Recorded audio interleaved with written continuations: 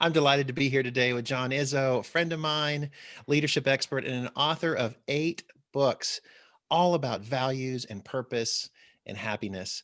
I've known John for several years, and I just have really come to appreciate his authenticity and his courage to speak the truth in all of his books and all the work that he does. And when I heard that the second edition of his book, Stepping Up, was coming out, I couldn't wait to talk.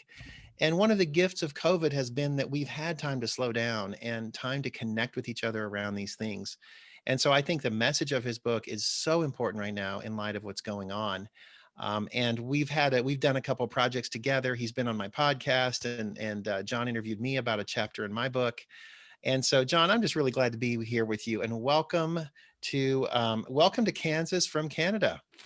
Thank you, Nate. And I just love your positive energy, your beautiful smile, which I think is radiating from your beautiful core. So I really just appreciate you and your work, and really just what you bring to the world. So it's nice to be visiting Kansas uh, from Vancouver, Canada. So great to be with you to really talk about this. Unprecedented time, and really how each one of us can step up to and into Yeah. this in every moment of our lives. Well, I know that the launch of the second edition of this book is close to your heart now and a big project. Mhm. And before we dive into that specifically, I want to bring back to our listeners here a conversation we were having just before we got started recording about how we are experiencing and maybe living into or being transformed by this pandemic that we're living in. And Mhm. I'm curious, just what have you been through? What are you experiencing? Yeah, well, so much of my work over the years has been about working with what's showing up. In my book, The Five Thieves of Happiness, I said that almost all internal suffering is resistance to whatever is happening at any moment, right? And so I think, like so many people in the beginning, I was just in resistance to what was happening, right? Only seeing the downside, just waiting for the world to come back, the world where I could go and give talks in person, the world where I could travel. As you know, travel's been an important part of Yeah. my life, and I could see friends and family up close. And yet, as time went on, I try always, like you, to live what I teach. I'm not perfect at it, but I try to begin to be curious about what this moment offered up. And a couple of things really emerged for me, Nate. One is, as you know from my writings and our conversations, been a student of the spiritual traditions all of my life, and almost all the spiritual traditions of East and West talk about the secret to like nirvana, to enlightenment, to the kingdom of heaven, is to be in the moment, to be in that place of being right where you are. And so much of our suffering comes from the future and the past, right? And I feel like COVID for me has been a giant lesson in Zen Buddhism, right? That, I'm such a planner, and now suddenly I can't plan. I don't know when some things will come back. So it forces me to be right here and right now and fully present in every way that I can. And the second thing is, and this really is relevant to the book Stepping Up. So much of stepping up is about not letting external circumstances define your reaction to them, because the external circumstances by nature are often things we can't change. And I feel like the other thing is that this has been a tremendous opportunity for me to practice that, of saying, well, what can I do with what I have, with where I am right now? And the virtual is one of those things, right? That, in the beginning, I was resisting the virtual world. And now I'm just saying, well, how can I communicate my message and reach people with my ideas that I think can help them and their organizations in the virtual world? So I think those are the big things for me. And then the other thing is just, Janice, my wife. Anybody who loves their partner right now, this is a great time, because you realize how important they are. And my heart breaks for single people right now, Nate, and for older people who live by themselves as well. The young who live by themselves, and older who Yeah. live by themselves. So it's a tough time for many people. It really is a tough time. And as it drags on, as this drags on, that becomes worse and worse. Mhm. Um, One of the things I've noticed is there seems to be at first it was like we're all holding our breath, like you said. It's like this too will pass, and we're just Right. going to complain and hold our breath, and then it will be over, and we'll go back Mhm. to life. And then it Mhm. became clear that wasn't going to happen, so we Mhm. started adapting. But now we're really into this very long, drawn out space, and one of the things I'm noticing is that there seems to be a widening gap between the thrivers and the survivors. Mhm. That gap is getting bigger as the folks that are finding ways, maybe have relationships, have a Mhm. Janice in their life, have a Julie in Mhm. their life, Yep. um, and are finding that purpose, are thriving. And then there's also the survivors that it's getting harder and harder and harder, and they don't Mhm. have those resources and connections. So I think being mindful of that gap is even Mhm. more important when we come together online, or when we're having forums, or Mhm. when we're industry conferences and things, that we keep those people in mind. Yeah, and one of the things is that, and I've written a lot about this, that we know that those who go through the most difficult of situations, that those who lean into purpose really live through difficult times differently than those who don't. And as you know, I'm a big fan of Viktor Frankl's work, who Yeah. uh, lived in Auschwitz, survived Auschwitz, and talked about that that choice to be a giver, even in the most difficult of circumstances, and what he noticed about those who, even in those circumstances, were giving. And I had a friend, Brian, who did a blog that I stole with permission. He said every time he saw the word COVID, he got depressed. So he had to transform the word for himself. So he transformed it into the acronym control over the value I deliver. Ah, And he that's said, every great. day, every time I saw the word, I thought, I have control over the value I deliver. So, one of the best ways to find meaning in the pandemic is everyone who's listening to this, including you and I, think about a people you know in your life, in your neighborhood, who might be in the category we're talking about, just surviving through this. And what can I do for them? And I'm thinking of a single friend of ours right now who I think is probably going through a tough time. I'm going to call her today and say, hey, I'm just thinking about you, and how can I help you? Because I know it must be a really tough time to be single. I've heard you say that. So, anyway, that's a good reminder for all of us to we still have control over the value we deliver. So control over the value I deliver. That's Yep. COVID. Yeah, I COVID, love right? that. So I want every to. time you see the word, look, I have control still over the value that I deliver to others. I can be there for others, and that will give me meaning through this challenging time. Well, my goodness, we haven't even started talking about your book, and we have two great takeaways already, which is a new way to think of the acronym COVID. And to everyone out there, will you take John's lead? Call somebody today who is alone. And John, tell us again, what would you say when they pick up the phone? What should we tell them, or what should we say? Yeah, I'd say, well, hey, Nate, I was just thinking of you today. And in this case of my friend, I know I saw you a little while ago and you were talking about how tough it was to live by yourself during COVID. And I just realized I haven't reached out to you, and I just wanted to see how you were doing. Oh, And then sometime in the call, say, is there anything I can do that would make life a little better for you right now? And who knows what they'll say, right? But I want to be open to it. That's all I would yeah. do. I was thinking of you, and just wondered how you were doing. Oh, that's And what a wonderful. great gift just for someone to get that call out of the blue. Yeah. Well, speaking of stepping up, this is the first book that you've done a second edition for, and the timing couldn't be better here about this concept of being an agent of change. And you were talking about how there's so many things we can't control, and so I would just love to hear about what is going on with this book. Get us started on this conversation. Yeah, well, as you said, Nate, I wrote the book in 2010 now, 10 years ago, a decade ago, stepping up how taking responsibility changes everything. And the book is really about what happens when we decide to be in a place of agency, an agent of change in our lives, in our work, in society, not waiting for anyone else to act, not waiting for circumstances to change, but simply saying, what part am I playing and what can I do about any situation that I'm in? And the book has had a tremendous life. It's helped a lot of people. And we have companies like Qantas that have put, 20, 30,000 people through programs on stepping up, and it's changed mindsets and organizations. And really, I'm one of these people, when I'm done with a book, I'm done. I kind of go on to the next like thing that I'm thinking about.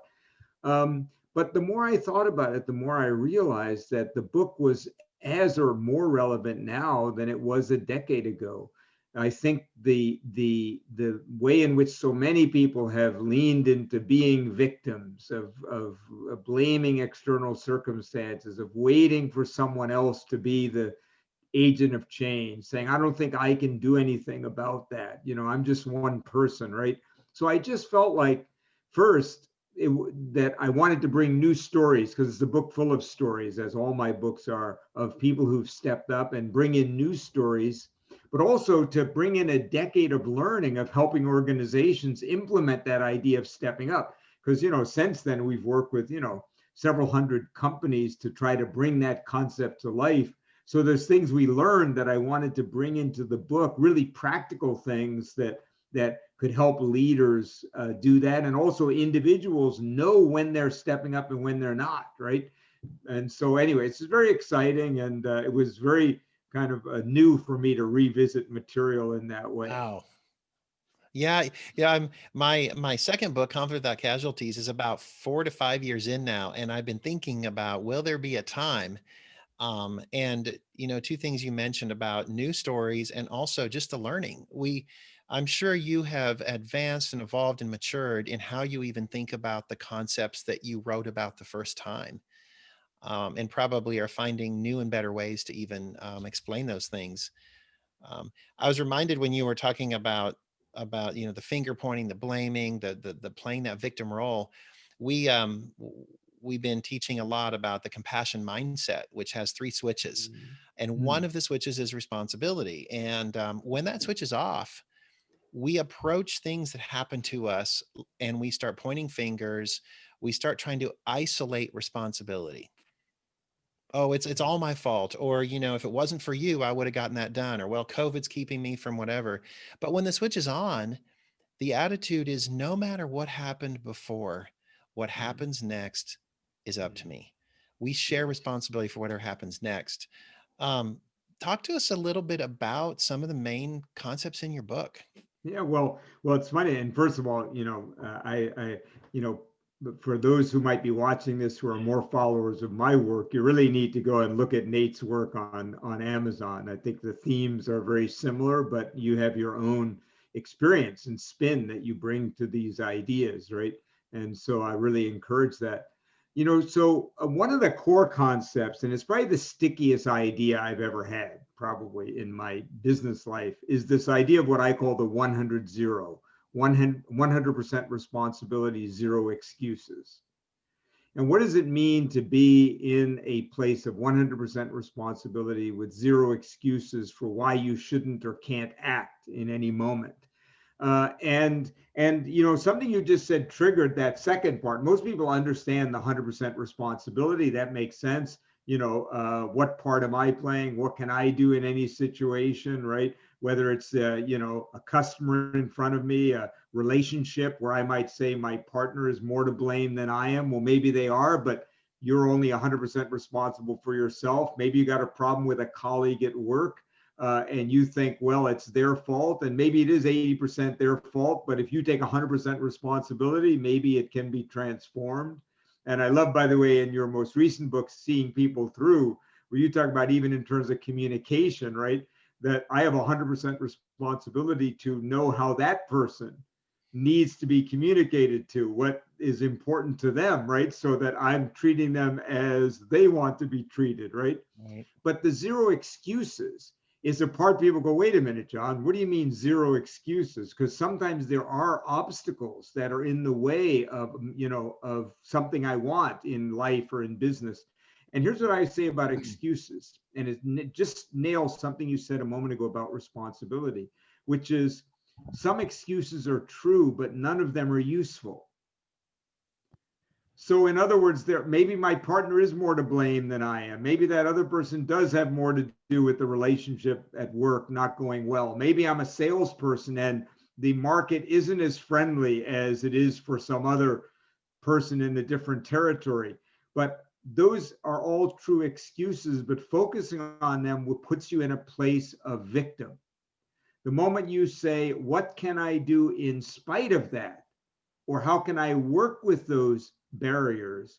Now I'm back in a place of agency. So I always say, like, one thing I love about the book is when you hear a title like Stepping Up, how taking responsibility changes everything, the first thing you think is this is going to be a guy wagging his finger at me saying, you know, Yeah. you should be more responsible like your mother or father or grandmother did. But this is quite the opposite. What I'm saying to people is when you move into a place of 100% responsibility, zero excuses, you are leaning into your power. And therefore, you will act from a place of power and have different results. So it's not a wagging finger. Do this because it's good for everyone else. Do it because it's good for you. Because now you're coming from a place of power, not from a place of disempowerment. And that's, I think, Yeah. the most core concept of the book. And it's Well, been very and sticky over the years. there may be a subtle thing people might have missed that really is the kicker, and it really hit me, is that 100% responsibility for your stuff, not for other people's stuff. And I think sometimes, or a lot of times, when we get into distress, we get confused about who's responsible for what.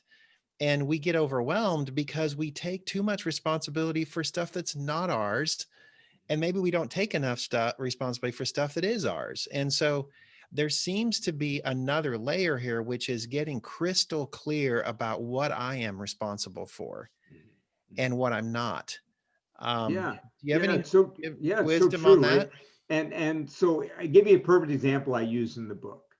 Let's say I feel that I've wronged someone in some way at work or in my life, and I feel the need for a genuine, authentic apology to them.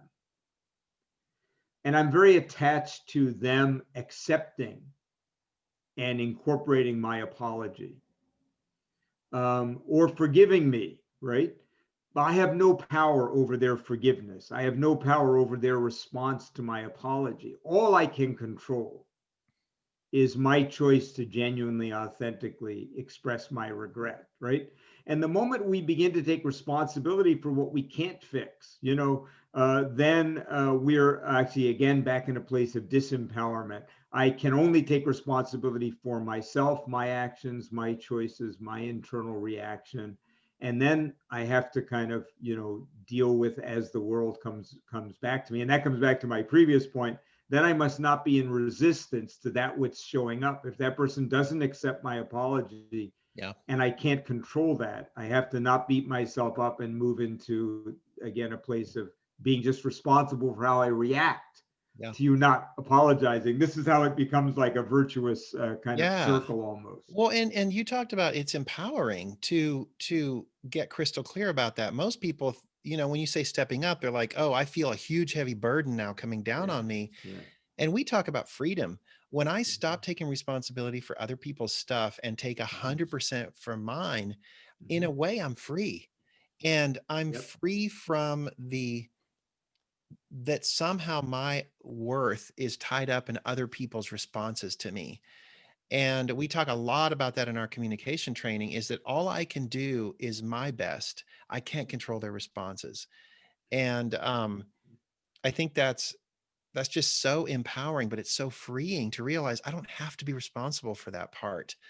Mm-hmm. We certify in a lot of trainers in our models, and we try to give that pass along permissions, self affirmations. One of the most powerful ones we give is that it is okay to want others to learn and grow without expecting them to. Mm-hmm. And when we want things, we take 100% responsibility for it. When we Mm-hmm. expect, Mm-hmm. we don't.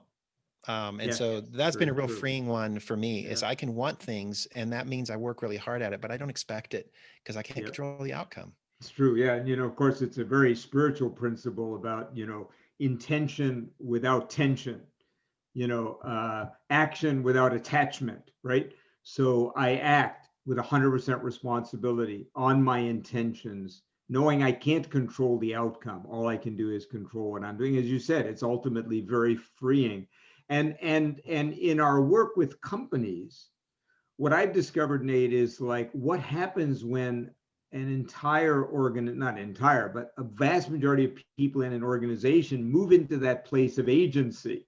So now imagine if in a whole company, 80 or 90% of people were coming from that place of power every day, coming that place of self-orientation in a positive way every day. If everyone in a relationship, a romantic relationship, was coming from that place of agency or power, how things would be, or in society, right? And that's the other reason I wrote the second edition, Nate, is because I feel like the great issues of our time really require each one of us to ask, what part am I playing and what can I do, right? Instead of pointing to others to change the great issues of our day, right? And I think of one in the United States right now around how divided the country is, and if Mm. anything, this recent election with all the accusations is accelerating that division. So you could sit around and go, well, someone should do something about that. Or you could say, where I am in my 5 rows. That's a principle I talk about in the book, about the 5 rows principle. What can I do in my 5 rows around me, which I got from a beautiful story I tell in the book about an experience I had on an airplane. But, what can I do in my 5 rows to build less division, to build bridges of understanding? What can I do in my 5 rows to build a more unified instead of divided country? And something happens when you begin to see, well, I'm the epicenter of change. And because suddenly now I feel powerful and you can do something. And of course, aggregately, that's how the world changes, by individuals taking responsibility in their 5 rows. That's how companies change. John, your book is full of new stories. Would you be one to share one? Yeah, so one of my favorite stories in the book and again, the book is all about people stepping up and as I say, seeing a need and deciding they're the person who can, will, and should do something about it. One of my favorite stories is about Afroz Shah, a lawyer in India, who I met actually in Thailand about almost 2 years ago now. And Afroz grew up in Mumbai, and formerly Bombay and Mumbai, and he grew up by the beach, and he used to walk on this beach with his brother when he was a child. And he moved away and lived for many years away from Mumbai, and then came back to practice constitutional law in Mumbai, and moved close to where he had grown up as a child, this Versova Beach. Make a long story short, he went to the beach. He had all these wonderful childhood memories of turtles on the beach and him playing with his brother in the waves. And he literally found a beach 5 foot high, the entire beach covered with plastic garbage. You can imagine, literally, a beach 5 feet high, totally covered in plastic garbage. And he had never really even thought about the issue of plastic or garbage in the ocean, but suddenly it was a part of his life. And he just started going there on weekends to start to try to clean up the beach. Imagine just himself, one person. And people would come up and say, well, what are you doing? Well, I grew up on this beach as a child, and this is like horrible, like what we've done to this beach in my lifetime. And, someone has to do something. He just started knocking on doors and telling people, hi, I'm one of your neighbors, and this is what I'm doing, and it'd be great if you could join me. And most people said no, but a few people started joining him. I'll make a long story short. Now, several years later, that beach is pristine. The turtles have come back. He began a movement throughout India of young people and older people stepping up to clean beaches and awareness of plastic garbage. He was named by the UN as a champion for the earth 3 years ago. And he's very Gandhi-like. He's a beautiful man. And when we were in Thailand, he wherever he goes in the world, he was speaking at this conference with me, but he said, I have to find something to do. So he said, where's a river here with garbage? Ah, And he dragged a bunch of us, to go and clean up part of the river. And he would knock on people's doors and say, how did all this garbage get there? And I remember this one young Thai woman said, well, I don't know, but we didn't put it there. He said, well, but would you come and help me take it out? I'm from India and I just happen to be in town. And I thought it's such a beautiful story of just one person deciding to do something. And I love what he said about inviting others. He said, we have to invite others to step up. And if they don't, we shouldn't judge them. We have to have the love to understand that they have the right not to step up. And anyway, it's a beautiful story, and he's a beautiful man who's made a beautiful difference to an issue that I care a lot about. So it's a wonderful name is Afroz Shah, Shah. Shah. You know, this is another thing I appreciate about you. When I first started reading The Purpose Revolution, I thought, okay, here's going to be another finger wagging. You have to have values and standards, and it's all about your mission statement. And you have to have these big words like integrity and honesty and all these things, and you're going to be preaching. But um, that's just not who you are. And I think there's something I want to connect it to something that we teach. We teach 6 different personality types that are all within us to a different degree. And one of them is called the persister, and the persister is the believer. The persister is the one naturally drawn towards purpose, towards higher values, towards belief systems, and they I they believe I'm a persister. Yeah, go yeah, ahead. and they Keep account for going. massive change in the world because they want to make a difference and they want to live according to their conscience. But they also can become very preachy and opinionated and self-righteous and judgmental when they're in distress. So I think your story and the stories of your books are a wonderful guide for persisters to walk that fine line between being an inspiration of taking ownership to be part of the solution, but not judging people for not believing the same as I do or not. And I think in the long run, many more people will follow us if they aren't afraid of being judged for not being just like us or not perfect or not having the right belief systems. And I can't think of a better message right now in our world. Well, first of all, Nate, thank you for the good work you've done in this regard. And second, thanks for noticing, right? Because I think that is true about me, not only in my writing but in my life, is that I try very hard and to be in a place of non-judgment of others and of myself. And by the way, those of us who judge others probably often judge ourselves very harshly. And I say, whether it's in your personal life or in society, judgment is actually the enemy of all change. Because when we judge ourselves, what happens is we move to a place of fear rather than hope. We don't change. It's kind of like you go off your diet and you judge yourself, and rather than trying hard the next day, you just give up because you feel so bad about yourself.